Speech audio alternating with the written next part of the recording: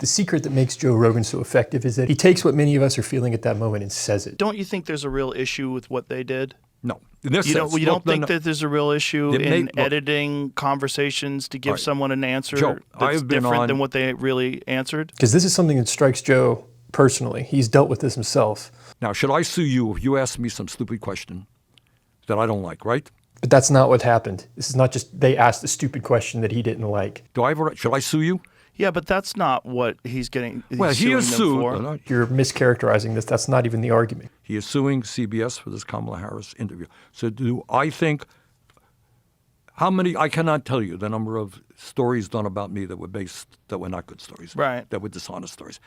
It's not just bad stories or dishonest. This is deception at a level that is actionable by law. That's what a free press is about. You don't like it, you got to live with it. All right? Well, what about the other the other lawsuit with the conversation that they had with Kamala Harris, where they edited the answers that she had to make it look more precise? 60 Minutes. They were suing 60 Minutes. Yes. How do you think Bernie's going to defend this one? And anyone who's objective can look at 60 Minutes and see that they have a sterling reputation. So that dismisses the honest mistake that was made.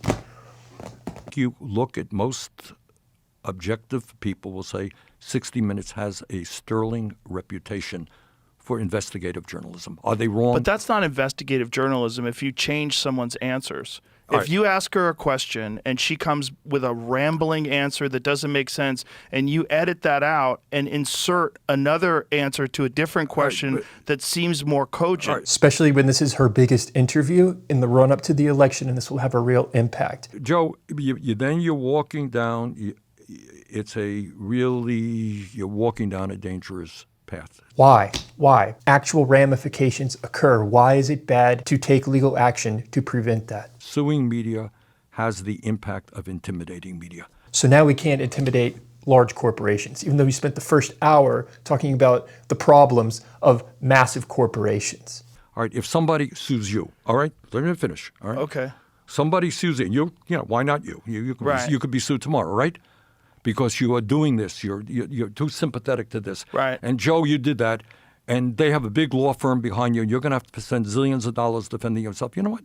Next time you do an interview, you say, maybe I'm not going to go in that area. That's a complete mischaracterization of what we're even talking about. Joe calls this out. No, but it's not that. It's editing things, to make this deceptive editing. Does that prevent us from talking about controversial topics? No, it prevents us putting literal words in people's mouths.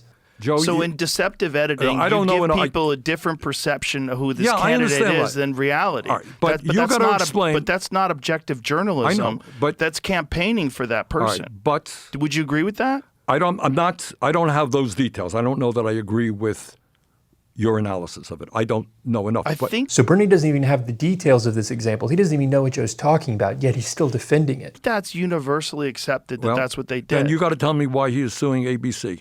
Because they claimed he was liable for rape, and they settled for $15 million, which means they know that they lied. Let's just talk about the 60 Minutes one first. No, but it's not just we could go to ABC, but I'm not aware of that one either. Well, George Stephanopoulos said something that he didn't like. It's not that he just said something he didn't like. You're lying about a presidential candidate claiming that he raped someone. But the point is, what did Stephanopoulos say? I can't remember. It was I honestly don't remember. And again, Bernie doesn't even know the details, yet he's making claims about it. Well, I think what he was saying was factually incorrect about the results of one of Trump's trials. Yep, Joe got that. All right. Guess what?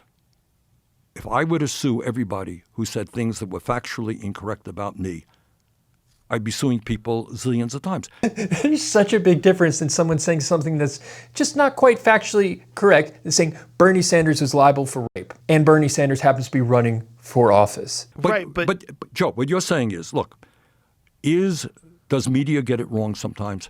Absolutely. Should you have the most powerful person in America suing media? What is the impact of that? The impact is clearly intimidation. He wants to defund public broadcasting, NPR. Why is that? Because people are disturbed by the idea of a national tax-funded radio program that is absolutely biased in one direction. Should this be funded by the taxpayers' dollars? That's the concern here. Well, because they also would run critical stories of them. This is part, in my view, without getting into any one case. Without getting into any specific, actual, concrete examples, I'm going to tell you why it's bad to take action on these things. It's part of a pattern that says, hey, I got the power. Don't you criticize me. You criticize me, I'm going to sue you. No, it's not just criticize someone, you can sue them. The threshold is much larger than that. My concern is when you have media organizations that are purported to be objective, and then they say things that are defamatory and factually incorrect, and they should know that before they say it. What other course does a person have other than a lawsuit?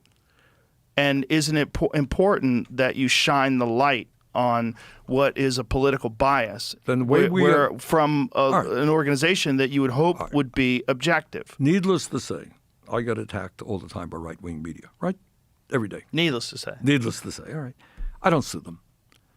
So you expose them. But if someone were to come out and claim that Bernie Sanders raped someone and you were running for office, you probably would, Bernie. And the problem is the more people do stuff like that, if you don't have any consequences to what you're doing, you're going to continue that path. If it was a Democrat president taking action against Fox News, I bet you would support suing Fox News. I see where you're coming from. We want honesty in media.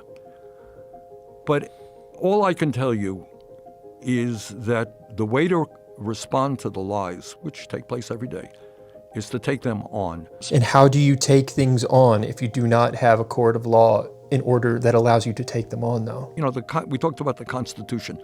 What's the First Amendment? Is freedom of speech, right? Right. You're right. You're Yes. sitting here. You disagree with me, God bless you. Say what the hell you want to Right. say. All right, I'll never take that away from you. Right. And I'm not going to threaten you with a lawsuit.